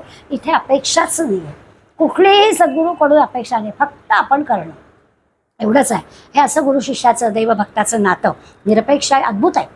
खरोखरच हे नातं अद्भुत आहे. इथे कुणासारखं असं सांगायला कोणी नाहीच आहे. दोघंही एकमेकांना कसं मोठे करतात याचा आपण विचार केला आहे. निवृत्तीनाथांचं जसं रामकृष्ण आणि विवेकानंदांचं किंवा समर्थांचं आणि शिवाजी महाराजांचं. समर्थांनी महाराजांना मोठं केलं, नाही तर झोळीत राज्य दिलं होतं ना हो, मग झाले असते राजे. स्वतः घोडेस्वार होते, स्वतः तलवार चालवत होते, स्वतः दांडपट्टा खेळत होते, काहीच कमी नव्हतं. जेवढं शौर्य वीरता महाराजांजवळ होती समर्थांजवळ पण होती. विवेकानंदांची अशी गोष्ट सांगतात, नेमबाजी कधी केली होती पण त्याला करता येत होती, समर्थांना येत होती, कुठल्याच याच्यामध्ये ते कमी नव्हते म्हटलं तर. परंतु झोळीतलं राज्य महाराजांना परत दिलं, महाराजांनी राज्य करायचं. आपल्या शिष्याला मोठं करणं. निवृत्तीनाथांना शक्य नव्हतं का ज्ञानेश्वरी लिहिणं. माऊली 18 अध्यायामध्ये हजारो वेळा म्हणाले आहेत की माझं काहीच नाही आहे, निवृत्तीनाथांमुळे मी बोलतोय, माझं निमित्त आहे, निवृत्तीनाथांमुळे बोलतोय. निवृत्तीनाथांचं ज्ञानेश्वर धाकट्या भावाला मोठं केलं. अशा आपल्याला गोष्टी दिसतात. त्यावेळी सद्गुरूचं आपल्याकडे लक्ष असतं. पण सद्गुरू होनी देव मोठा, जयासी वाटे तो करंटा, असं समर्थांनी सांगितलेलं आहे. किती सद्गुरूला मोठा केला आहे बघा. आणि वेण्णा स्वामीच्या चरित्रामधला प्रसंग आहे. वेण्णा स्वामी हा समर्थांच्या इतक्या सत्शिष्या होत्या, स्वतः संबंध मिरजेचा मठ चालवायच्या. म्हणजे एखादा संस्कार वर्ग किंवा अभ्यास वर्ग चालावा ना, तशी छोटी छोटी मुलं 12-14 वर्षाचे ह्या मिरजेच्या मठात पण होते. आणि समर्थ केव्हाही कुठेही जायचं ना, तर एक दिवस अशी मुलं समोर बसले आहेत, वेण्णा स्वामी त्यांना काही शिकवत आहेत, मुलं म्हणत आहेत, आणि अचानक समर्थ आले. एक पोरगं चटपटीत होतं, पुढे बसलं, ते उठलं आणि देवाच्या पूजेची तयारी केली होती. तिथला पाण्याचा तांब्या समर्थानं पायावर पाणी घ्यायला दिला. तेव्हा समर्थ वेण्णा स्वामीला म्हणाले, ही लोक कमी बोलतात पण बरोबर ज्याचं त्याला कळतं ते त्याला कळतं. त्याला वा, तुमच्या वर्गातली सगळी मुलं वेदांती झालेली दिसतात. वेण्णा स्वामी पण काही कमी नव्हत्या. त्यामुळे तुम्हीच सांगितलं आहे सद्गुरूनी देव मोठा, त्यासी वाटे तो करंटा. सद्गुरू दाराशी आले तर देवाचं पाणी दिलं तर बिघडतंय कुठे. तर अशी सगळी सद्गुरू हा कसा मोठा आहे याचं निरनिराळ्या ठिकाणी आपल्याला ह्या संत चरित्रामध्ये समर्थ वर्णन करून सांगतात. पुंडलिकाची भक्ती कशी मोठी आपल्याला माहिती आहे. आपण पुंडलिक वरदे हरी विठ्ठल म्हणतो, आधी शिष्याचं नाव आणि मग विठ्ठलाचं नाव असं दिसतं. असे अनंत उदाहरणं आपल्याकडे. शास्त्रामध्ये 3 प्रकारचे गुरु सांगतात. 3 प्रकारचे गुरु म्हणजे काय तर एका प्रकारचे गुरु असतात ते स्वतः काही आत्मज्ञानी नसतात.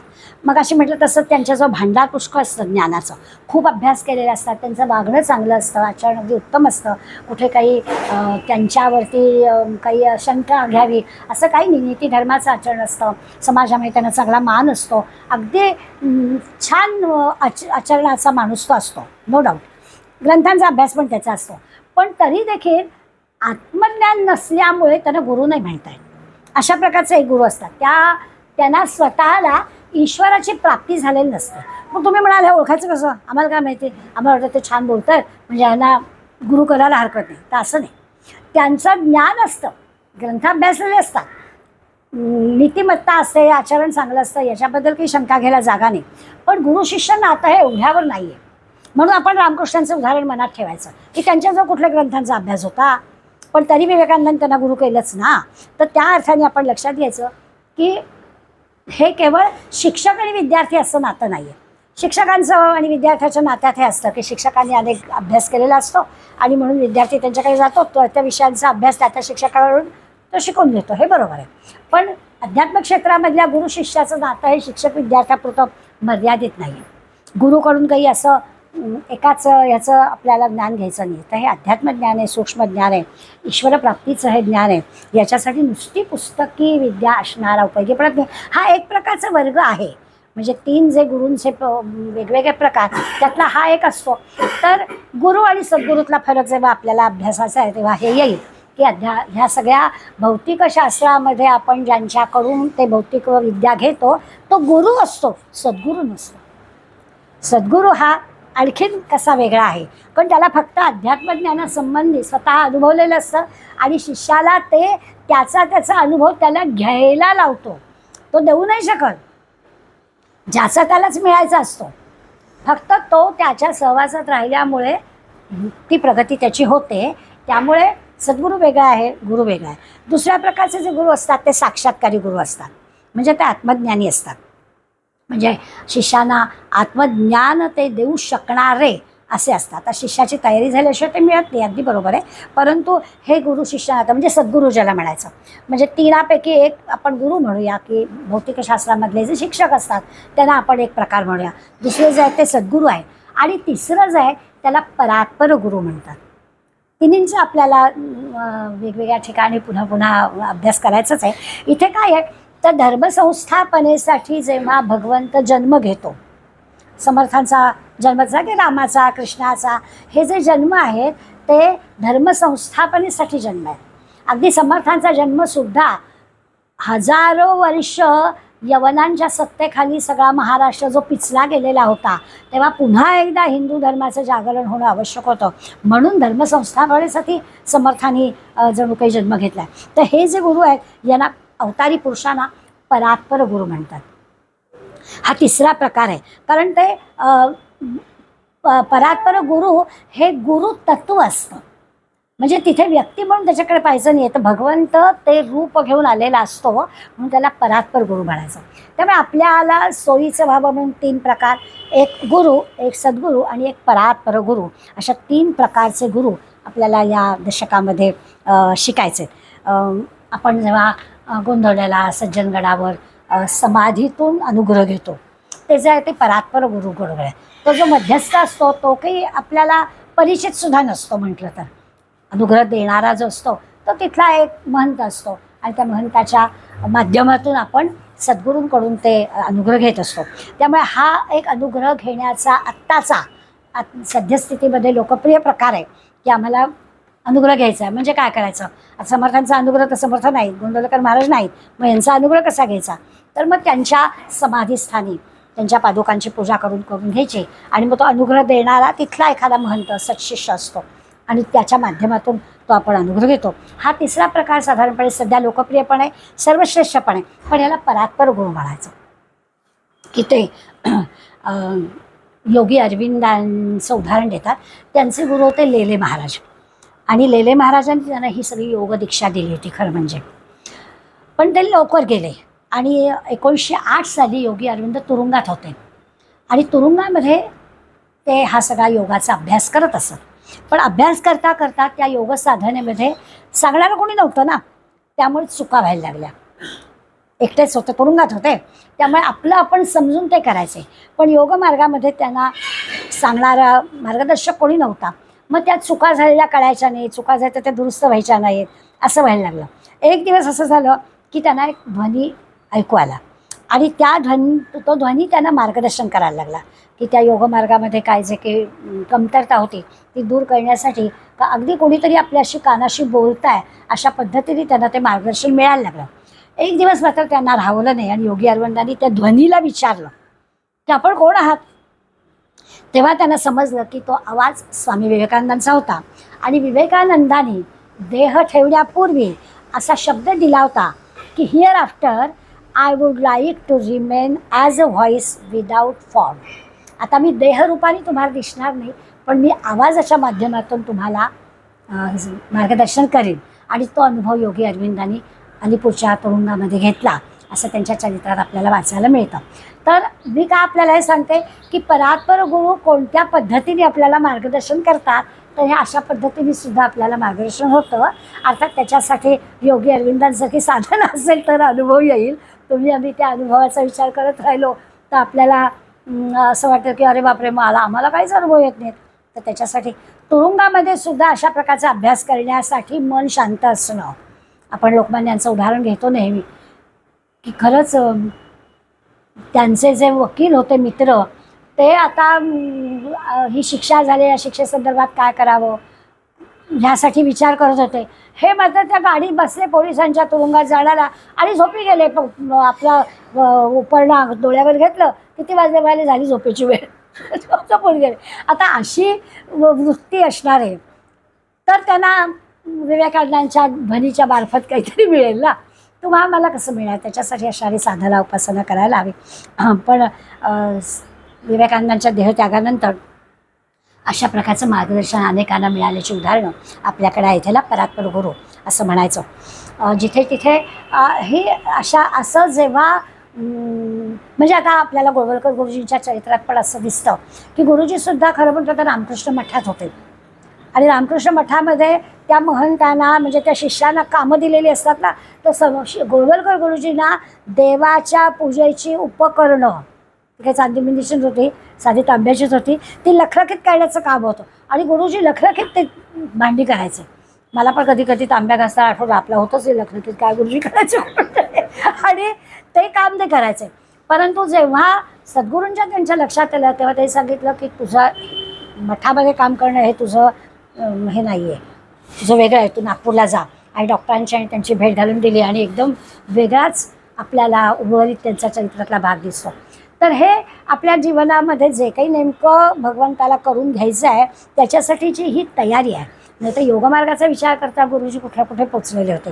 अध्यात्ममार्गाचा विचार करता गुरुजींची साधना इतकी अफाट होती की रामकृष्ण मठामधला एखादा महंत ते झाले असते तर ते त्या पद्धतीने पुढे गेले असते, पण त्यांनी देशकार्य केलं आपल्याला दिसते. त्यामुळे तो सत्शिष्य कसा, सद्गुरू कसा, सद्गुरूला आपल्या सत्शिष्याकडून नेमकं काय करून घ्यायचं आहे हे बरोबर माहीत असतं आणि तसाच तो आपल्या सत्शिष्याला मार्गाला लावतो. पण त्या सत्शिष्याजवळ तशी तळमळावी, तसा विश्वास हवा. जे सद्गुरू सांगतोय तेच माझ्या दृष्टीनं भाग्याचं आणि योग्य आहे हे पूर्णपणानं पटायला हवं. म्हणजे मग ते सद्गुरूचं मार्गदर्शन सत्शिष्याला उपयोग पडतं असं. आणि त्याच्यामध्ये मग स्वाभाविकच आहे की ते जे काही सद्गुरू सांगतो त्याच्यात आपल्याला सातत्य ठेवलं पाहिजे तर आपलं ते काम होतं. अशा गोष्टी आपल्याला सांगतात. सद्गुरू विण जन्म निर्फळ, समर्थ म्हणतात की सद्गुरू नसेल तर आपला जन्म वाया गेला. सद्गुरू विण दुःख सकळ, सद्गुरू विण तळमळ जाणार नाही. आता ना दिसायला 3च शब्द आहेत, सगळं सद्गुरू विण आहे हे आपल्याला कळलं. सद्गुरू नसेल तर काय, तर सद्गुरू विण जन्म निर्फळ. आपल्याला कळलं की जन्म जर सार्थकी लावायला हवा असेल तर आपल्याला सद्गुरू असायला हवा. लगेच पुढला शब्द दुःख सकळ, हे नसेल तर सगळं दुःखच आहे. आता आध्यात्मिक क्षेत्रासाठी सद्गुरू लागतो आणि सगळं दुःख आहे. आम्हाला दुःख फक्त या भौतिक जगातल्या गोष्टींबद्दलच माहिती आहे.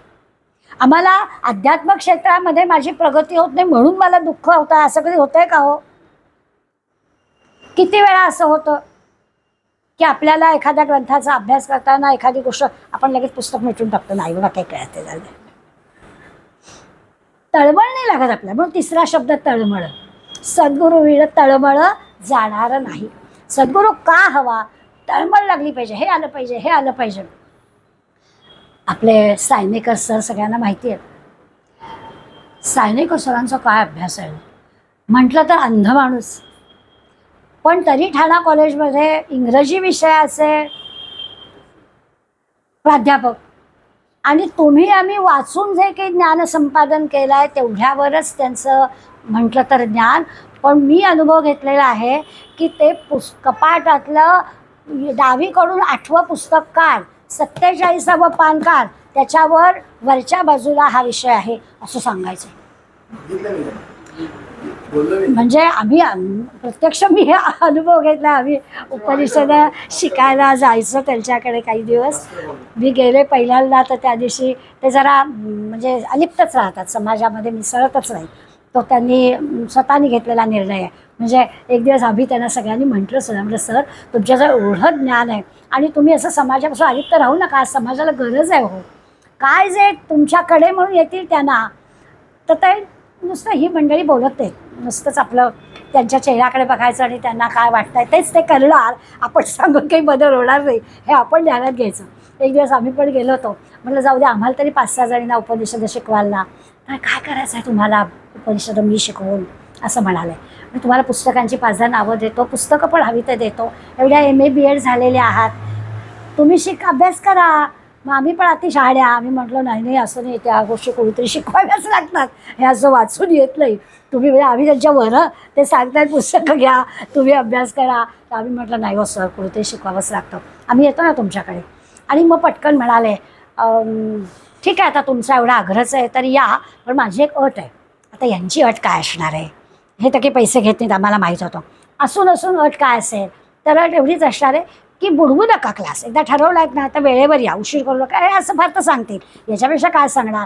म्हणून ते काय सांगणार याच्या ऐकायच्या आधी सर तुमच्या सगळ्या अटी आम्हाला मान्य आहेत, तुम्ही हो म्हणाला आम्हाला सगळ्या अटी मान्य आहेत असं बोलूनच टाका. आम्हाला काय राहिलं, आम्ही काय ऐकतोय काय असं लगेच म्हणून टाकलं.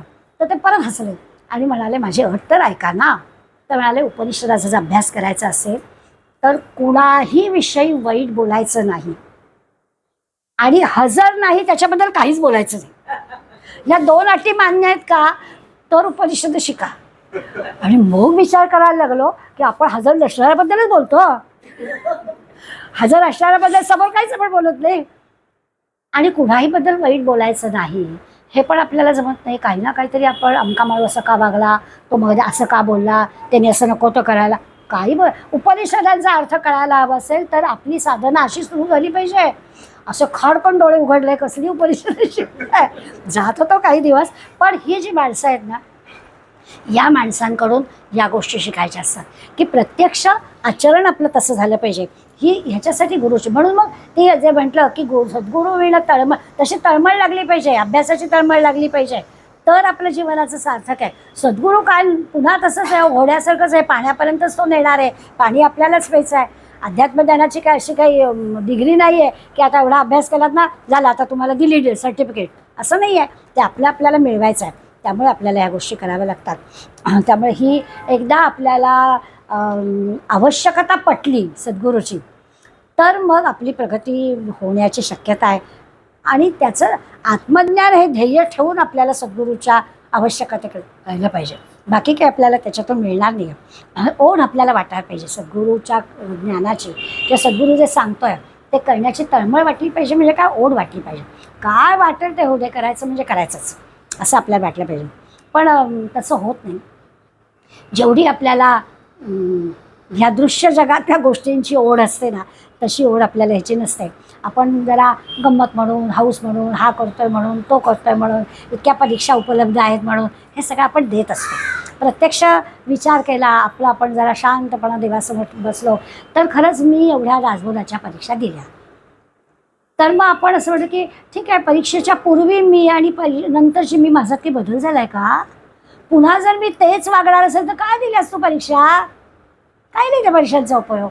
त्यामुळे आपण विचार केला, आपण विचार करावा, त्याने सद्गुरू ओळखावा. एकदम नाही, तिथे बसायचं आणि आपणच विचार करायचा. पूर्वीची मी आणि आता, कालची मी आणि आजची मी काही फरक झाला का हो? तो जो होणार नाही किंवा तो झालेला नसेल तो कुठेतरी चुकताय. अशा प्रकारचं समर्थ आहे. नुसतं गंमत म्हणून, हाऊस म्हणून, प्रतिष्ठा म्हणून, आता काही करायचं नाही, आता रिटायर झाले ना, आता जरा 4 ग्रंथांचा अभ्यासच करूया, असं नाही हो. हे अध्यात्म काय असं इतकं सोपं नाही आहे असा विचार करा. शुद्ध परमार्थ ज्याला करायचा आहे, असं शुद्ध आत्मज्ञानाचा ज्याला विचार करायचा आहे, त्याला नुसती गंमत म्हणून नाही ग्रंथांकडे बघून चालत. सगळ्या ज्या काही भौतिक इच्छा पुऱ्या करायला सुद्धा आपल्याला, म्हणजे आत्ताच्या पिढीबद्दल नको बोलूया, पण आपल्या तरुणपणात विचार केला तर भौतिक इच्छा पुऱ्या करताना सुद्धा आपल्याला काही थोडा विचार करावा लागायचा. म्हणजे आपली जेव्हा लग्न झाली तेव्हा यावर्षी मला फ्रीज घ्यायचा आहे, मग आम्ही वर्षभर थोडे पैसे साठवून फ्रीज घ्यायचा, यावर्षी बाबाला टी व्ही घ्यायचा आहे, असं आपण केलं आहे. आत्तासारखं नाही आहे की ऑर्डर आली गोष्ट, असं तेव्हा नव्हतं. काळ बदलला, तो भाग वेगळा. तर या क्षेत्रात सुद्धा आपल्याला थोडासा विचार करावा लागतो, इच्छा मनात ठेवून मग त्याचा आपल्याला कृती करावी लागते. इथे नुसती इच्छा पण मनात ठेवून नाही, खरंच साधना उपासना करावी लागते. नुसती इच्छा ठेवून गुरुनिष्ठा उत्पन्न होत नाही. आपल्या लक्षात येतं अशी ती तळमळ त्या सद्गुरूंसाठी किंवा त्या अध्यात्मासाठी किंवा त्या ज्ञानासाठी आपल्याला आपले प्राण व्याकुळ झाले पाहिजेत, तर आपल्याला हे कळेल, नाहीतर नाही आपल्याला कळणार. असं नाही त्याचा अर्थ की सगळ्या बाकीच्या सगळ्या गोष्टी तुच्छच मानायला हव्या. समर्थांनी म्हटलं जीव लागांसी वाटावे दुरी, सगळे जीवलग दूर करावेत, तेव्हा आपल्याला या अध्यात्म. तर दोन्ही करायला म्हणजे काय, त्याला काय बाजूला करायचं वेळ काय काढून टाकायचं का, तसं नाही. तर त्याला किती प्राधान्य द्यायचं ते आपण ठरवायला पाहिजे. अशा प्रकारचा विचार करायला ते सांगतात. संसारातल्या सुखदुःखांचा त्याग न करता आपल्याला अध्यात्मज्ञानाचा विचार करायचा आहे. हा सुद्धा एक समर्थांचा विशेष आहे. कारण बाकी सगळ्या संतांपेक्षा त्यांनी लोकांना ओळखलं की लोकांना प्रपंच करूनच हे सगळं करायला सांगायचं आहे. त्या प्रपंच सुखे करावा, परी काही परमार्थ वाढवावा, परमार्थ अवघाची बुडवावा, हे विहित नव्हे. मिळालाय ना नरदेव, अजिबातच तिकडे दुर्लक्ष केलं असं नका करू. प्रपंच सुखाने करा, पण तो करता करता परमार्थ पण काहीतरी करा. आता नोकरी झाली ना की मग मी बघणार आहे, कर ना नोकरी करता करता, पण थोडं कर. असा विचार नको का कधीतरी मनात यायला, वाया नाही का दिवस वर्ष वाया जात आहेत आपली, असं आपल्याला जमायला हवं असं सांगतात. अशी तळमळ निवार झाली तर जीवनाची सार्थकता होणार आहे. पहिल्या 5 ओव्यांमध्ये सद्गुरु स्तवन सांगितलं आहे. थोडासा आढावा घेऊया, वेळ आपला होत आला आहे. जरा हा दशकाचा पण विचार करायचा होता आणि समासाचा पण करायचा होता. तर त्याच्यामध्ये आपल्याला ब्रह्मज्ञान प्राप्त होण्यासाठी समर्थांनी सद्गुरूला वंदन केलेलं आहे. आणि पुढे मगाशी मी म्हटलं तसं ब्राह्मण्याचं समर्थन केलं आहे. पुन्हा लक्षात घ्यायचं, जातीवाचक शब्दाचा विचार नाही करायचा, ब्रह्म जाणणार आहेत त्याच्या विचार करायचा. एक शाहू महाराजांचं उदाहरण मुद्दाम सांगते. शाहू महाराजांनी कोल्हापूरला, म्हणजे मी आता हे का सांगते, आपण जर आता मराठा समाज आणि आरक्षण आणि ह्या सगळ्या गोष्टी ऐकतोय ना, तर ह्याच्या अगोदर स्वातंत्र्यापूर्वी सुद्धा किती विचार केला आपल्या मोठ्या मंडळींनी. तर शाहू महाराजांनी कोल्हापूरला मराठा समाजातील लोकांना या सगळ्या वैदिक ज्ञान देण्यासाठी प्रयत्न केले. शाहू महाराजांनी प्रयत्न केले. आणि लोकांच्या मनावर या सगळ्या आधीच्या म्हणजे भिक्षुकीचा जो काही प्रभाव होता तो कमी करायचा आणि यांना पण हे ज्ञान द्यायचं, असं त्यांनी केलं. पण झालं असं की याच मंडळींना हे जे तयार केलेले होते हे भिक्षुक चालत नव्हते. ब्राह्मण जातीत जन्माला आलेलाच आमच्या मुलांची लग्न लावायला यायला पाहिजे. आता ह्याला काय करावं, थोडा वेळ लागेल हे आपण मान्य करू. म्हणजे जरी आपण जात हा विषय मानत नसलो तरीसुद्धा ब्राह्मण घरात जन्माला आलेल्या माणसाला काही गोष्टी कमी कष्टामध्ये मिळतात. म्हणजे समजा रामरक्षा, तर रामरक्षा शिकावी लागत नाही. ब्राह्मण घरात जन्माला आलेलं मूल आहे, आधीच्या मंडळींनी म्हणून कानावर पडतं आणि त्याला येतं, पण बाकीच्या मंडळींना शिकावी लागते. माझ्या घरामध्ये एक माझी भाचे सून आहे, ह्याच्यातली आहे, काय शेट्टी मंडळींपैकी आहे. आता ती हे सगळं शिकते, पण मला फोन आत्या मला वेळ लागतो, तुम्ही सांगताय मला सगळं उच्चार येत नाही आहेत. मग मी तिला सांगते लागू दे वेळ. आता भाषाला वेळ लागला नाही, त्याला पटकन येत आहे. आणि हा फरक पडतो, हा आपण प्रांजळपणानं कबूल केला पाहिजे. तो का, तर तुम्ही जर रक्तातून सगळं येत आहे म्हणता आणि ते जर विज्ञानाने मान्य केलेलं आहे तर हे पण तसं येत आहे मान्य करायला हवं आपल्याला. त्यामुळे कष्ट थोडे जास्ती पडतील, पण कष्ट साध्य आहे, येणारच नाही असं नाही, काही येऊ शकतं, थोडे प्रयत्न जास्त करावे लागतात हे आपल्याला मान्य करायला पाहिजे. तर असे प्रयत्न यापूर्वी झालेले आहेत, पण ते समाजाने ॲक्सेप्ट केलं नाही. आता आपण तोही प्रयत्न केला पाहिजे की त्यांना शिकवायचं आणि ती मंडळीसुद्धा आपल्या मूळ प्रवाहात कशी सामील होतील, त्यांना पण तेवढंच प्राधान्याने कसं दिलं जाईल हा प्रयत्न केला पाहिजे.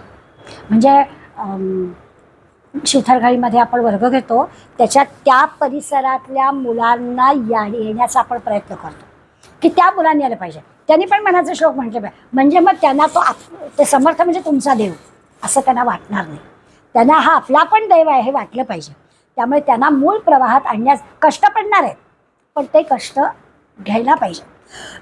तर आपला सगळा समाज वर येईल. आत्तापर्यंत ते कष्ट झाले ते कमी झाले किंवा काही ठराविक विचारवंतांनी याच्यावर प्रयोग केले आणि ते प्रयोग पूर्णपणानं यशस्वी झाले नाहीत. समाज त्याला कारणीभूत होता.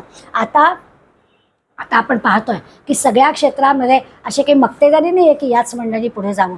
आता सगळ्या प्रकारची मंडळी पुढे येतात आणि त्यांना थोडा आपण आधार दिला पाहिजे. हा विचार समर्थांनी त्या काळात सांगितला आहे आणि हरिजन समाजापासूनच्या सगळ्या लोकांना समर्थांनी हाताशी धरलं आहे. पुढल्या 2 ओव्या 19 आणि 20 आहे, त्याच्यामध्ये त्यांनी वैदिक ज्ञान असणारा ब्राह्मण आत्मज्ञान द्यायला पुरेसा नाही असं स्पष्ट लिहिलेलं आहे. हां, की वैदिक ज्ञान आहे तो पूजा सांगायला, सत्यांची पूजा सांगायला तो तुमच्याकडे येईल, ते ठीक आहे. अध्यात्मज्ञान नाही सांगणार.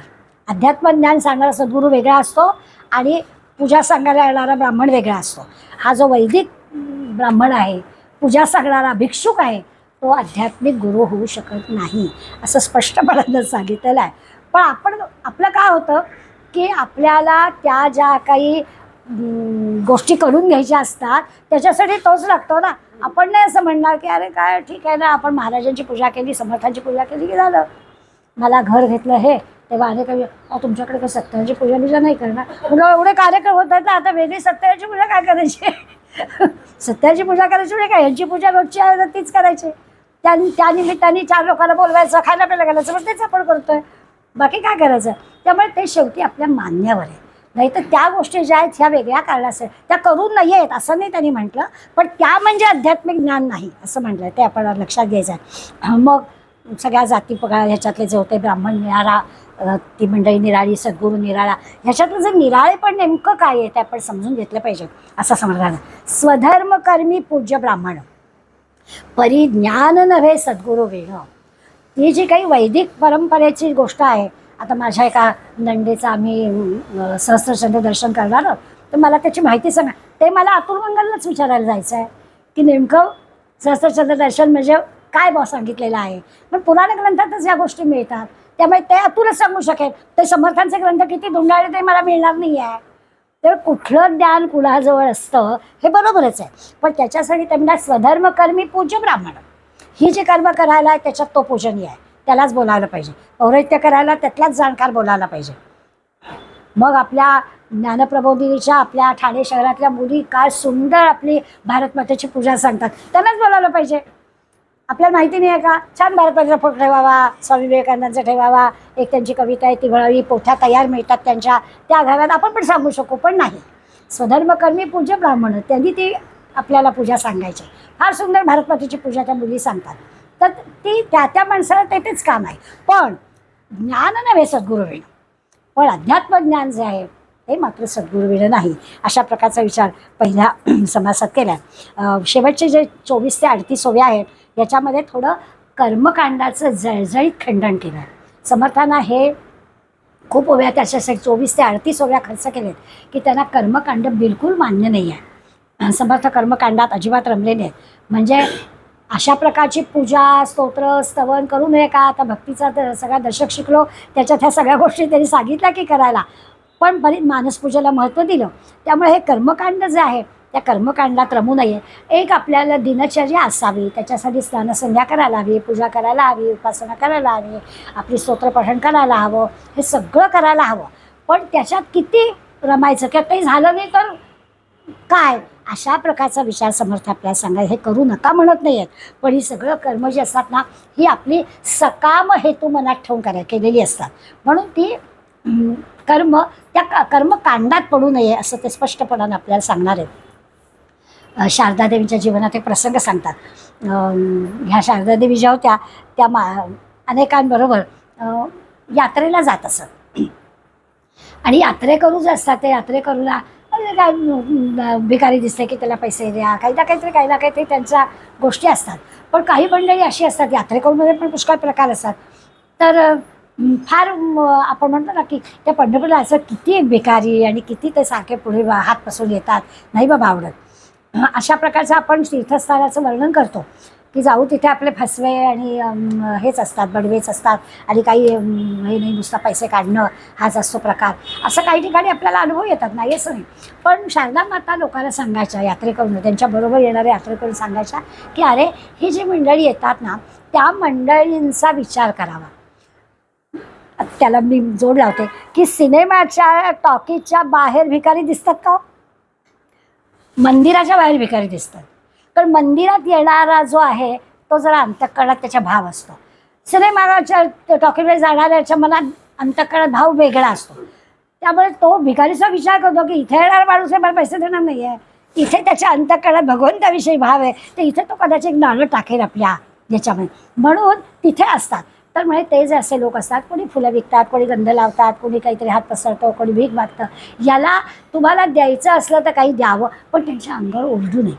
शारदा माता सांगायच्या त्यांच्या अंगावर ओरडू नये. त्यांना इथेच हे काही मिळू शकेल असं वाटतं म्हणून ते आलेले असतात. तर त्यांच्याशी काय करावं, त्यांच्याशी गोड बोलावं. त्यांना द्यायचं नसेल तर देऊ नये, पण बोलणं त्यांच्याशी प्रेमाने त्यांना नाही असं सांगावं. त्यांना त्यांच्या अंगावर ओढू नये असं शारदा माता सांगायचं. याचा अर्थ काय, आपण जर निष्काम म्हणतोय ना, ते तेच आहे सगळं. इतक्या ठिकाणी की आपण पुरे पडू शकणार नसतो किंवा हे आपल्याला पटत नसतं.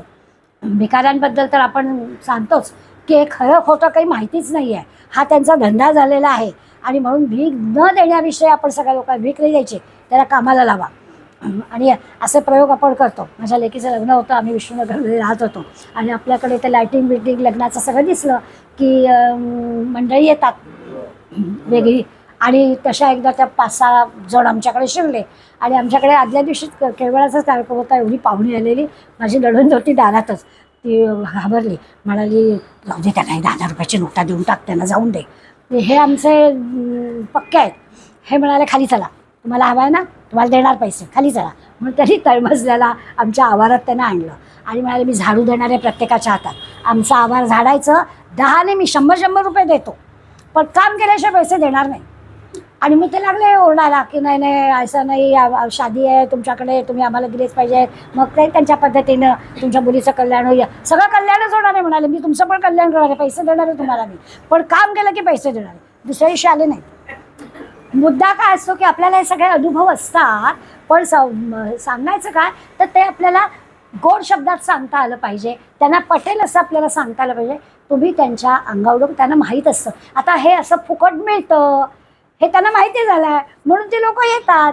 आपण ठरवायचं असतं काय करायचं.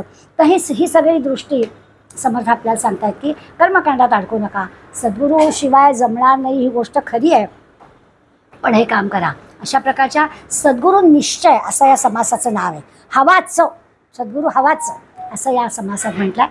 आज ना जरा पुरेसं झालं नाही, पण आपण तो भाग आता पुढल्या ह्याच्यात थोडासा घेऊ आणि मग सद्गुरू कसा असावा याबद्दलचा विचार पुढल्या समासात आपण करूया.